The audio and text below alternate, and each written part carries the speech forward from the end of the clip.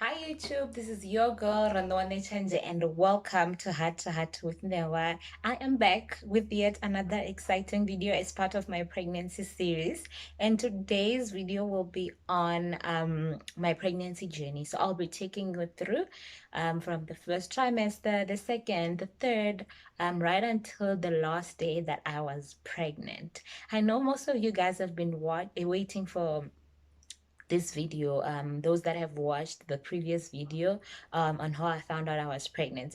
If you have not watched that video, I will just put a link down below so that you can watch that video before you come and watch this one so that you are up to date. Your girls got you. If you're visiting this channel for the very first time, I just want to take this time to welcome you to this channel. Please like, comment, subscribe. It's absolutely free, and hit that notification bell so that every time we upload a new video, you will get notified. Without any further ado, I will be starting with today's video. So I'm going to be doing it this way. So I'm gonna tell you guys how my first trimester went, how my second trimester went, and how my third trimester went. And although it will be overlapping a bit, I really hope that you're gonna enjoy it. So I'm just gonna be telling you guys, so I'm looking down because I have a notebook so that I don't forget some of the things. So I'll just be telling you guys the symptoms and some of the things that I did throughout my journey. So during my first trimester, baby and I decided that we are not going to announce our pregnancy to people until we knew that the pregnancy was safe. So the first trimester is from week 1 to week 13. So the first 3 months of pregnancy, because pregnancy is divided into three. So the 0 to 3, 4 to 6, and 7 to 9 months. Yes. So during that 0 to 3 months period, we thought it was too early and we shouldn't tell people until we knew that the pregnancy was safe and it was viable, and that includes our parents. We didn't want to rush into telling anybody. So I had my first ultrasound at 5 weeks, and the doctor did warn us that the pregnancy might not be viable. So we should come again for another scan at 8 weeks. So we came back for a scan at 8 weeks, and the pregnancy was still fine, and that's when we were about 2 months. So at 6 weeks, my symptoms worsened. The nausea now came with with vomiting. So I started developing morning sickness, which was the worst. So I don't know who named morning sickness, but the person must be crazy, because the morning sickness I had was the morning, afternoon, night, and it was more especially worse at night. So it was kind of funny that it's morning sickness, but mine was worse at night. So yeah. So I didn't really have a good time during that trimester. It was one of the worst trimesters. I was more tired. I was sleepy, so I was sleeping everywhere at work. Don't tell my boss. I was sleeping everywhere, like at work. Luckily, it wasn't busy at work, and sometimes we had no patients, so I could just lay my head on my desk and pretend as if I'm thinking, and I would be passed out. Because, wow, guys, carrying a baby human is exhausting. Yeah. Now, the best thing about the first trimester, though, I have to say, was that I got to have boobies for the first time. So I grew up with with no boobs, even after puberty. Like I've been an A cup all my life, but guys, I got to experience the life of being a B cup, and I was so excited about that. So that was the only upside to my first trimester. It's the first time I got to have real boobs. Yeah, and generally I wasn't eating. I lost so much weight. So I was weighing 52 to 53 kgs before I was pregnant, and then I lost weight. I was now weighing between 48, 49 kgs. which was, it was bad. It was bad. Because I wasn't eating. I was just vomiting every time. And in the mornings when I was brushing my teeth, I would vomit because I put a toothbrush in my mouth. After eating, I would vomit. Like, it was just the worst experience ever. And I feel like the worst trimester did not only was not only bad for me, but it was also bad for Babe, because guys, I did not even like him at some point, and it wasn't nice for him. Like, he could see that I'm not enjoying his company most of the time. So sometimes he'd be talking and I'd just look at him and he'd just be like talking, and I didn't like it. But when he was away, I wanted him to be close. Then when he was close, I wanted him to be not in the same room as me, but for him to be with me at the same time. It was just weird, you guys. Yeah, and he would not want to be next to me because I'd make him feel some type of way, which I totally understand. So I personally did not experience any bleeding. So I never got any scares in that sense. I did not have any implantation bleeding. And as much as I was vomiting a lot, I was never one of those people that was salivating a lot, or excreting a lot of saliva. I did not have that. Yeah, but however, guys, I had the worst gas ever. Like, I'm the kind of I'm the kind of girl that is like a lady. Like, I'm super girly. I do not toot in public. You know, I'm that type of girl. But guys, pregnancy got me doing stuff that I do not normally do. Like, it was bad, guys. It was bad. It was bad. But um we thank the Lord that we are through that. And guys, I got the best pregnancy glow. I was glowing during the first trimester. Like, as much as I was going through a lot, but God is so beautiful that He did not want me to look the way that I feel. Guys, I had the best skin. Like, I survived that skin even now. Anyway, so I started going to my gynae appointments at 12 weeks. So towards the end of my first trimester. So I was seeing a gynae at Netcare Park Lane. So I was with a program called the Birthing Team. So I was being taken care of by midwives and doctors, but mostly midwives. Yeah, and I did my scan with them at 12 weeks again, and everything was fine. And we did blood work, everything was fine. Because I have history of diabetes, they also asked me to get a fasting glucose tolerance test. I hope I said that right, guys. I have pregnancy brain. Yo. So I did that test. So it was also fine. I did not have diabetes, gestational diabetes throughout my pregnancy. So I did that twice actually. I also did it during my last trimester. Yes. So after I started my prenatal care, I was going there every 6 weeks, and then at some point I started going every 4 weeks, and then towards the end I was going every 2 weeks. So 36 weeks I now started going every 2 weeks. So I went 38, and then I went at 40 again. But the positivity or the upside that my second trimester came with was that from week 14, which is the beginning of the second trimester, I magically was not sick anymore. Like, it's like my body knew and it just switched, and I magically was not having nausea anymore. I wasn't I wasn't vomiting anymore. Like it just disappeared, and my appetite was back. And now we were getting cravings. I loved having my fruits. And I, guys, I loved chips, like potato chips. I loved potato chips. Your fries. I loved fries. I loved fries. I don't know, like I could eat fries day and night, and babe was just tired of fries. Like every time when he's like, "What do you want? Fries. What do you want? Fries.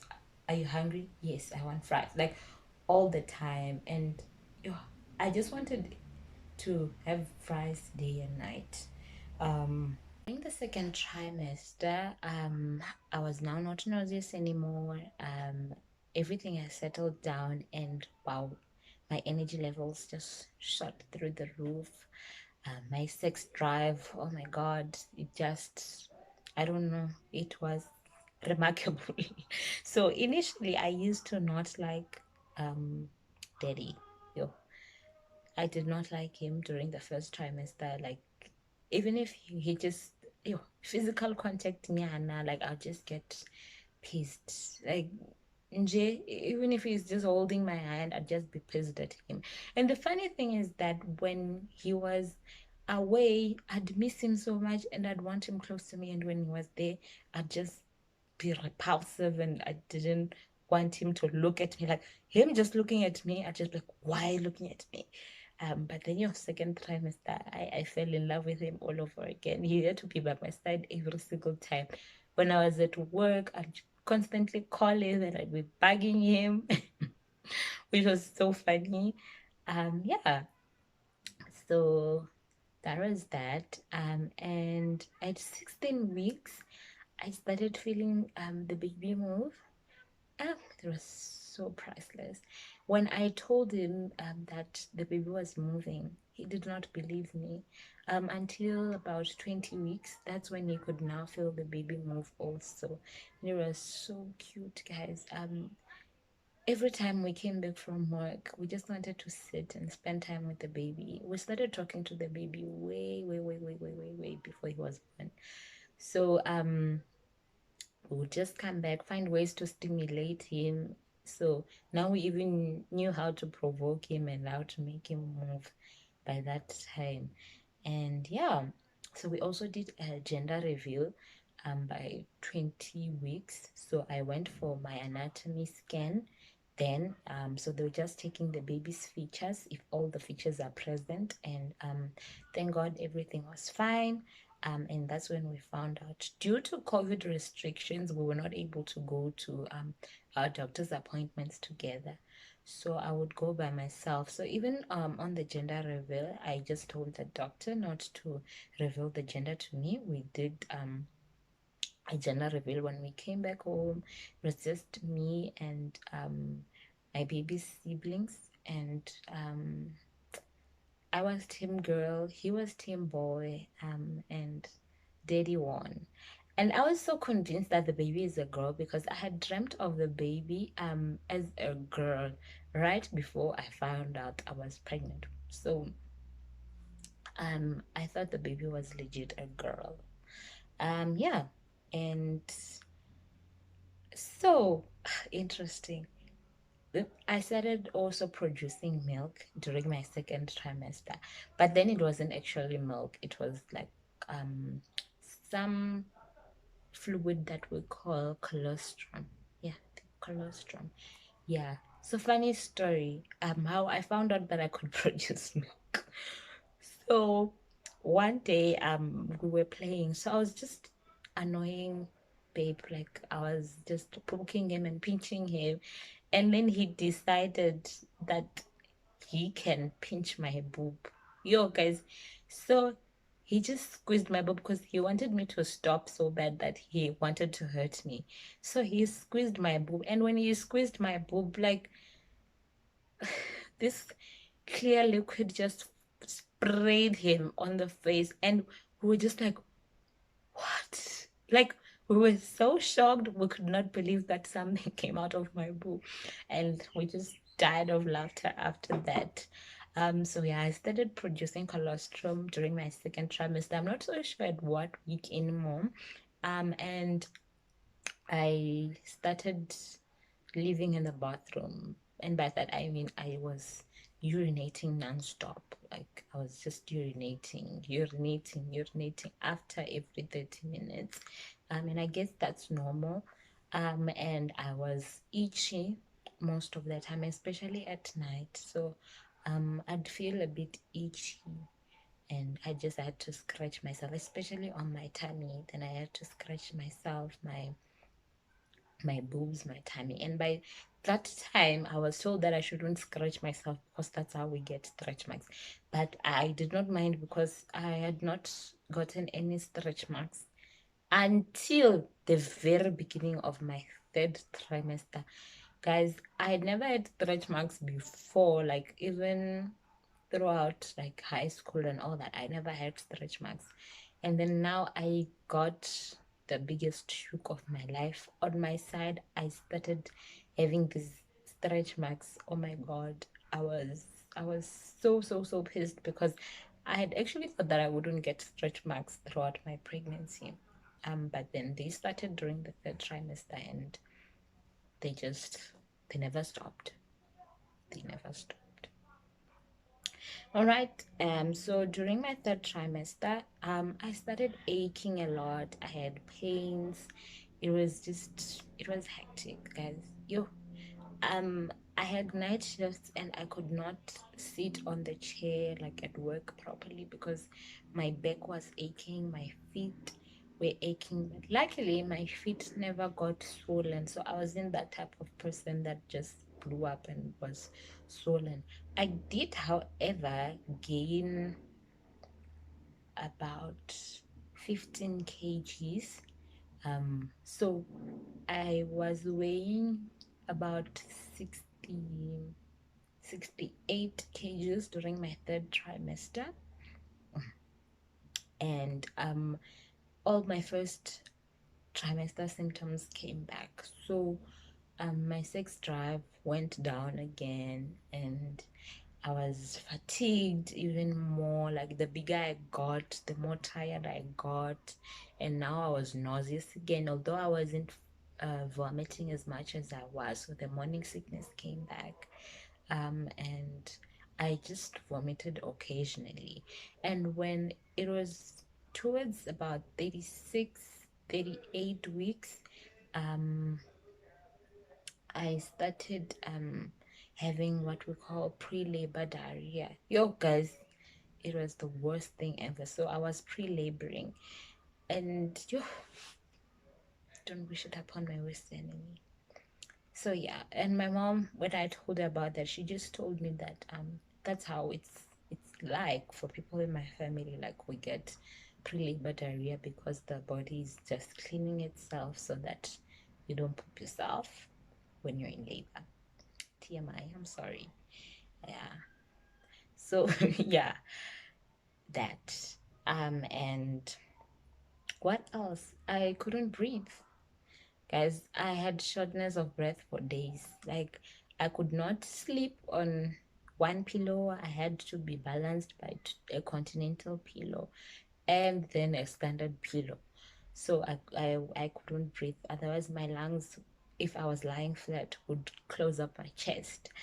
And what other thing? I went for my 38 weeks appointment. The midwife told me that I was dilated about a centimeter, and she wanted to do a sweep there, and she told me that I might be giving birth anytime soon. However, baby, I decided that he wanted to stay inside mommy's belly right until the very last day. So in order to find out what happened, you should watch my next video, which is on my birth story. So I did not give birth. I went for my 40 weeks appointment. When I got there, they told me that I was actually a week ahead. I was counting a week ahead. So instead of being 40, I'm 39 weeks, which was weird. But anyway, I'll detail the story in my next video. So that was basically my pregnancy journey. Yeah, it was a bittersweet moment. I enjoyed my pregnancy, although I was mostly sick, but I enjoyed my pregnancy. I enjoyed having my baby in the belly. Like, it was very priceless. And that brings us to the end of our video. And I'll be releasing the next video on my birth story soon. And I'll see you then. Mwah.